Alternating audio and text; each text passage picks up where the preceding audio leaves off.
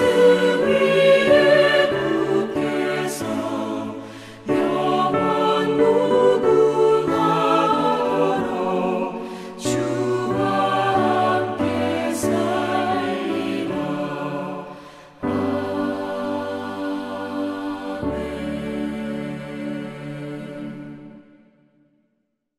아멘. 네, 오늘 하나님께서 우리들에게 주시는 말씀은 마태복음 13장 44절에서 52절까지의 말씀입니다. 마태복음 13장 44절에서 52절까지의 말씀입니다. 저와 여러분들이 한 절씩 교독하도록 하겠습니다. 천국은 마치 밭에 감추인 보화와 같으니 사람들이 이를 발견한 후 숨겨두고 기뻐하며 돌아가서 자기의 소유를 다 팔아 그 밭을 사느니라. 또 천국은 마치 좋은 진주를 구하는 장사와 같으니 극히 값진 진주 하나를 발견하매 가서 자기의 소유를 다 팔아 그 진주를 사느니라. 또 천국은 마치 바다에 치고 각종 물고기를 모은 그물과 같으니 그물에 가득함에 물가를 끌어내고 앉아서 좋은 것은 그릇에 담고 못된 것은 내버리느니라. 세상 끝에도 이러하리라. 천사들이 와서 의인 중에서 악인을 갈라내어 풀무불에 던져 넣으리니 거기서 울며 이를 갈리라. 이 모든 것을 깨달았느냐 하시니 대답하되 그러하오이다. 예수께서 이르시되 그러므로 천국의 제자된 서기관마다 마치 새 것과 옛 것을 그 곳간에서 내오는 집 주인과 같으니라. 아멘. 일본의 이 심리치료 카운슬러인 이 시모조노 소타의 저서 중에 스탑 성공을 부르는 포기의 힘이라는 책이 있습니다. 이 책을 소개해드리면서 오늘 말씀을 시작하려고 합니다. 이 책에 보면은 이제 그동안 포기하지 말아야 할 대상으로 생각한 이유는 포기를 실패와 같은 의미로 받아들였기 때문이다라고 이야기합니다. 그렇습니다. 우리가 때로는 이 포기해야 될 상황이 있습니다. 그것이 지혜로운 상황에도 불구하고 이 포기한다는 것을 실패와 같은 의미로 생각하기 때문에 포기 못하지 않나 우리는 한번 생각해 보아야 할 것입니다. 이어서 뭐라고 얘기하냐? 포기는 실패가 아니다라고 저자는 이야기합니다. 이어서 최선을 다했다면 노력이 부족해서가 아니라 과연 이 일이 나에게 맞는지 살펴봐야 한다. 최선을 다하되 에너지 소모가 한계에 이르기 전에 과감하게 포기하는 용기가 필요하다라고 말하고 있습니다. 그렇습니다. 아까 이야기한 것 같이 포기와 실패는 같은 의미가 아니다라고 이 저자는 강조하고 있습니다. 오히려 실패를 하지 않으려면 우리는 포기하는 용기가 있어야 함을 이야기하고 있죠. 그렇습니다. 우리가 한 살 한 살 더 먹을수록 우리가 더욱더 나이를 들수록 더욱더 성장할수록 더 느끼는 것은 인간은 모든 것을 잘할 수 없다. 우리에게는 능력의 한계가 있다라는 것을 느낍니다. 그렇기 때문에 우리가 포기할 줄 아는 삶이 과연 지혜로운 삶, 더 성공하는 삶으로 이어질 수 있다라고 말할 수 있는 것이죠. 자, 실패하지 않기 위해서 가치 있는 포기란 무엇인가? 그 가치 있는 포기를 위해서 내가 내야 할, 기독교인으로서 내가 내야 할 용기란 무엇인가를 오늘 본문을 보면서 한번 살펴보도록 하겠습니다. 첫 번째로 이 천국의 가치는 내 모든 것을 포기할 만큼 귀합니다. 그것이 굉장히 큰 가치라는 것을 우리는 깨달아야 하는 것이죠. 44절에 보시면 천국은 마치 밭에 감추인 보화 같으니 사람이 이를 발견한 후 숨겨두고 기뻐하며 돌아가서 자기의 소유를 다 팔아 그 밭을 사느니라 라고 이야기하고 있습니다. 이 본문 44절에 보면 이 보화를 발견한 자의 두 가지 특징에 대해서 이야기하고 있는데요. 첫 번째는 무엇입니까? 보화를 발견해서 어떡합니까? 기뻐합니다. 이 보화를 발견해서 기뻐했다라는 것은 무엇이에요? 우리에게는 어떻게 적용할 수 있습니까? 이것은 천국의 가치를 진정으로 아는 자, 천국의 가치를 진정으로 깨달은 자라고 말할 수 있는 것이죠. 더 나아가서 우리는 무엇으로 기쁨을 얻으며 살아가고 있는가를 적용할 수 있는 것이죠. 여러분들의 삶 속에 기쁨이 무엇입니까?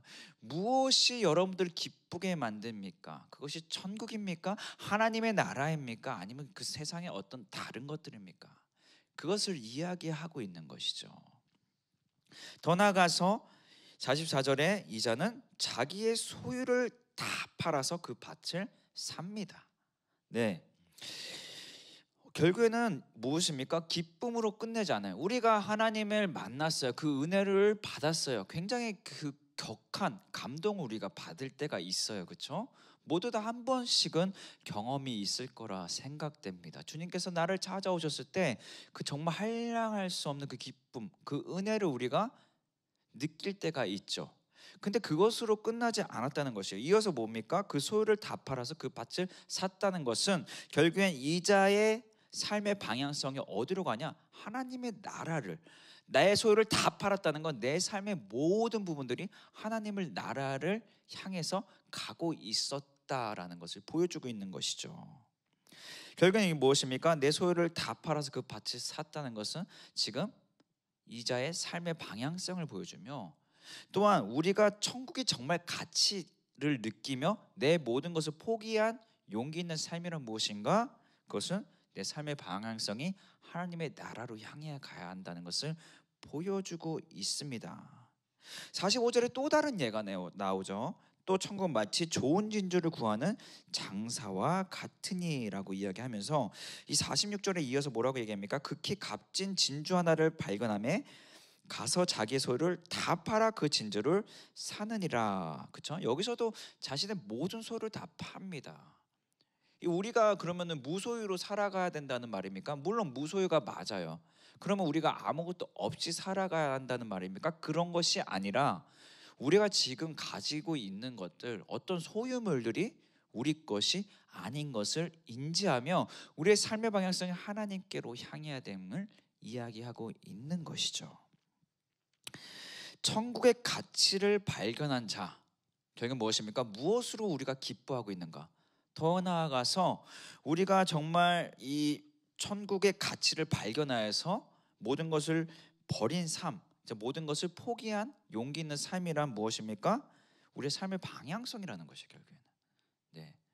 내가 얼만큼 소유했나? 내가 많이 가졌기 때문에 내가 죄책감을 가져야 되고 이러한 것이 아니라 내가 지금 삶의 방향성이 하나님께로, 하나님의 나라를 향해서 가고 있는가? 우리의 삶의 각 분야의 그 영역들을 한번 우리는 살펴보아야 할 것입니다. 그 영역 중에서 하나님께로 향하지 못하고 있는 것들이 있다면 하나님께로 향해야겠죠.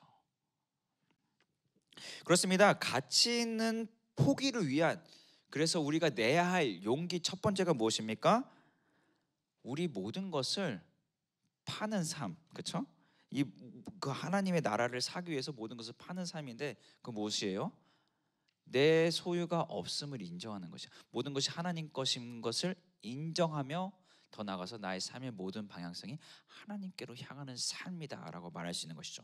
두 번째는 무엇입니까? 우리는 두 번째로 좋은 것과 못된 것을 구별할 줄 알아야 합니다. 47절에 보시면 또 천국은 마치 바다에 치고 각종 물고기를 모으는 그물과 같으니 48절에 그물에 가득하며 물가로 끌어내고 앉아서 좋은 것은 그릇에 담고 못된 것은 내버리느니라 라고 이야기했어요. 오늘 본문의 이 47절부터 나오는 이 그물 비유는 마치 이 곡식과 가라지 비유를 연상케 하고 있죠. 그렇죠? 그러니까 결국엔 무엇입니까? 이게 구별한다는 거예요. 무엇을 구별해요? 하나님께서 악인과 의인을 구별하신다는 것이죠. 근데 49절에 보면 뭐라 그래요? 세상 끝에도 이러하리라 천사들이 와서 의인 중에서 악인을 갈라내요. 이 세상 끝에, 그러니까 우리가 세상 사는 동안에는 누가 있어요? 누가 함께 동행합니까? 동행이라는 얘기는 조금 이상하지만 어쨌든 우리는 악인과 공존하며 살아간다는 거예요. 언제까지? 세상 끝에까지. 그러니까 이 세상 살아가는 동안 악인이 있습니까? 없습니까? 있다는 것이에요. 그렇죠? 그러면서 이어서 뭐라고 해요? 천사들이 와 의인 중에서 악인을 갈라낸다고 이야기하고 있어요. 이것은 무엇을 의미하죠? 그러니까 악인을 갈라내는 건 이 사람은 악인이다, 이 사람은 죄인이다라고 우리가 갈라내는 것, 그것은 우리의 역할이 아닌 것을 이야기하고 있어요. 더 나아가서 이 세상 안에서는 악인이 공존하고 있음을 이야기하고 있는 것이죠. 우리는 이 악인을 보면서 때로는 하나님을 의심할 때가 있습니다. 그렇죠? 진짜 신실하신 하나님, 뭐 정의로운 하나님, 그렇죠? 거룩하신 하나님을 의심할 때가 있다는 것이죠. 사실 그 의심 자체가 어떻게 보면은 악인을 갈라내고 있다, 우리의 역할이 아닌 것을 하고 있다라고 보여지고 있는 것이죠. 우리의 역할이 아닌 것이죠. 세상 끝에도 이러할 것이다라고 이야기하고 있어요. 그러니까 세상 끝에서 하나님께서 심판하실 것이라는 것이죠. 그러니까 우리가 해야 할 역할은 무엇입니까? 의인답게 살아가는 것이에요. 이어서 50절, 풀무불에 던져 넣으리니 거기서 울며 이를 갈리라. 이 악인의 마지막은 어떻게 됩니까? 결국에는 심판에 이르게 됩니다. 그렇죠? 그렇습니다. 악인은 결국에 심판에 이르게 됩니다. 우리가 볼 때는 너무나 악인이 잘 되고 형통하는 것 같다 하더라도 하나님께서는 결국엔 이러한 자들을 분류하시고 이들은 심판하신다라고 말씀하고 있습니다. 그렇기 때문에 우리는 의인, 악인 이런 걸로 갈려내려고 우리의 삶을 허탕하게 소비하는 것이 아니라 우리가 해야 할 역할은 의인답게 살아가는 것이죠. 그렇죠? 좋은 것과 못된 것을 구별하는 삶인 것이에요. 좋은 것과 못된 것을 우리가 구별해야 되는데 좋은 것과 못된 것을 어떻게 구별하냐? 그것은 이제 51절 이어서 너무나 잘 이야기하고 있습니다. 51절에 이 모든 것을 깨달았느냐 하시되 대답하되 그러하오니이다. 우리가 깨달아야 해요. 구별하는 삶, 이 못된 것과 좋은 것을 구별하는 것을 결국 우리가 깨달아야 하는데, 그렇다면 여기서 무엇을 깨달아야 합니까? 무엇을 제자들은 깨달았습니까? 제자들이 그러하오이다, 내가 깨달았다고 대답하는데 이 제자들이 깨달은 것은 무엇입니까? 앞에 나온 예수님이 들었던 예를 통해서 깨달았던 것이죠. 예수님의 그 예는 무엇을 위한 것입니까? 첫 번째는 천국의 가치예요. 천국의 가치는 뭐예요? 결국에는 이 땅의 어떤 것과도 비교할 수 없는 것이에요. 모든 것을 팔 만큼, 모든 것을 팔고 살 만큼 정말 이것은 정말 어떤 것과도 비교할 수 없는 독보적인 가치를, 그 어떤 것보다 높은 귀한 가치를 가지고 있는 것을 보여주고 있습니다. 그렇죠? 두 번째는 무엇이에요? 무엇을 깨달아야 돼요? 이 마지막 심판을 통해 악인과 의인은 가려진다는 것이죠. 그러니까 결국에는 뭐예요? 모두가 심판에 이르게 된다는 것이죠. 모두가. 그러니까 지금 두 가지를 깨달아야 되는 것이에요. 첫 번째 뭐예요? 천국의 가치가 얼마나 큰가. 두 번째는 모두가 심판에 이르게 된다. 의인과 악인은 갈려진다라는 것을 깨달았느냐라고 제자들에게 묻는 것이죠. 그렇습니다. 우리가 도덕적으로 좋은 것과 못된 것을 구별할 때가 있어요. 그냥 윤리적으로 좋은 것과 못된 것을 구별할 때가 있어요. 이것으로 나는 저 사람은 좋은 사람, 이 사람은 못된 사람 구별할 때가 있다는 것이에요. 그러나 성경이 오늘 본문이 이야기하는 좋은 것과 못된 것을 구별하는 자는 어떤 자예요? 천국의 가치를 아는가, 천국의 가치를 모르는가예요. 여러분들, 하나님의 나라의 가치를 아는가 모르는가 하는 것이에요. 하나님의 나라를 위해서 내 모든 것을 바칠 수 있겠는가, 거기에 대한 대답에 우리가 예스라고 대답할 줄 아는 자가 결국에는 좋은 것을 가진 자, 좋은 것으로 향하는 자인 것이죠.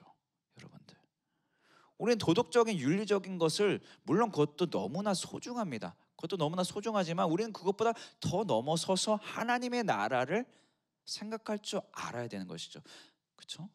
하나님의 나라를 위해서 살아갈 줄 알아야 되는 것이죠.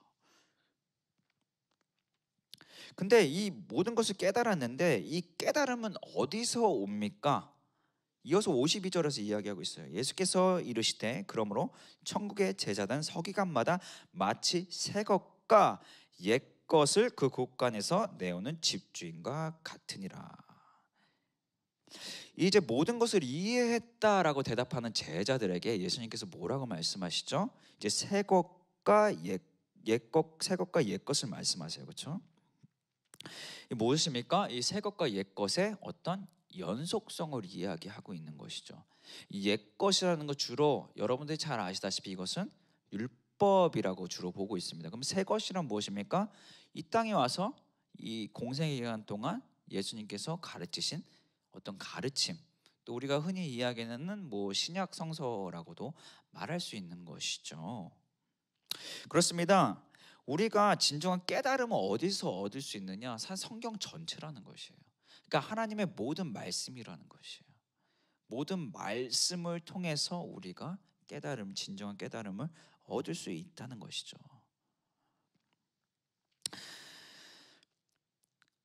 여러분들, 우리가 살아가면서 포기해야 할 때가 있습니다. 그러나 우리는 지혜롭게 포기해야 됩니다. 그 지혜로운 포기란 무엇일까요? 무엇을 위해 포기하냐에 따라서 달라지겠죠. 여러분들 삶 속에서 포기하는 순간이 있죠. 여러분들은 무엇을 위해서 내려놓으며 포기하며 살아가고 계십니까?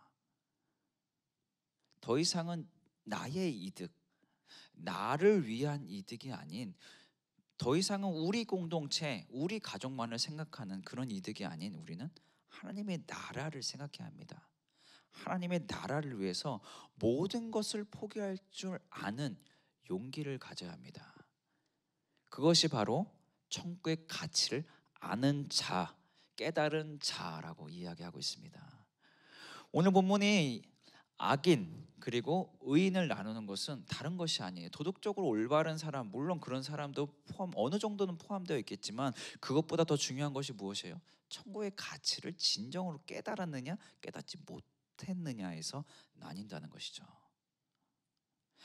천국의 가치를, 하나님의 나라의 가치를 깨닫기를 소망합니다. 그러나 그 깨달음은 그냥 이루어지지 않아요. 본문 52절의 말씀과 같이 옛 것과 새 것을 통해서, 그러니까 하나님의 모든 말씀을 우리가 받아들일 때, 그것을 이해할 때 우리가 깨달을 수 있다는 것이에요. 그렇기 때문에 우리가 계속적으로 말씀을 붙들고 살아가야 하는 것이죠. 여러분들, 오늘도 말씀을 붙들며 살아가십시오. 구약과 신약, 어떤 것을 나는 이거 여기는 좋아하고 여기 이 성서는 좋아하지 않아서 그냥 제껴두고 읽는 것이 아니라, 모든 성경을 우리가 귀하게 여길 줄 알아야 돼요. 모든 것을 우리가 읽으며 또 이것을 마음에 새기며 이것을 또 우리 삶에 적용하면서 살아가야 하는 것이죠. 여러분들, 옛것과 새것과 그것을 통한 깨달음을 통해 정말 하나님의 나라를, 그의 가치를 발견하여 정말 하나님의 나라를 통해서 그 기쁨을 누리며 살아가시는 한 분 한 분 되시기를 주님의 이름으로 축복하고 또한 소망합니다. 제가 기도하겠습니다. 하나님 아버지, 하나님의 나라의 가치를 하나님 우리가 발견하여 그 은혜 속에서 그냥 단순히 머물며 사는 것이 아니라 우리의 모든 것을 걸고 정말 하나님의 나라를 위해서 살아갈 수 있도록 성령님, 큰 깨달음을, 정말 옛 것과 새 것을 통한 큰 깨달음을 허락하여 주시옵소서. 그래서 우리를 통하여서 날마다 주님의 나라를 나타내며 정말 우리가 의인답게 살아갈 수 있도록 인도하여 주시옵소서. 예수 그리스도의 이름으로 기도합니다. 아멘.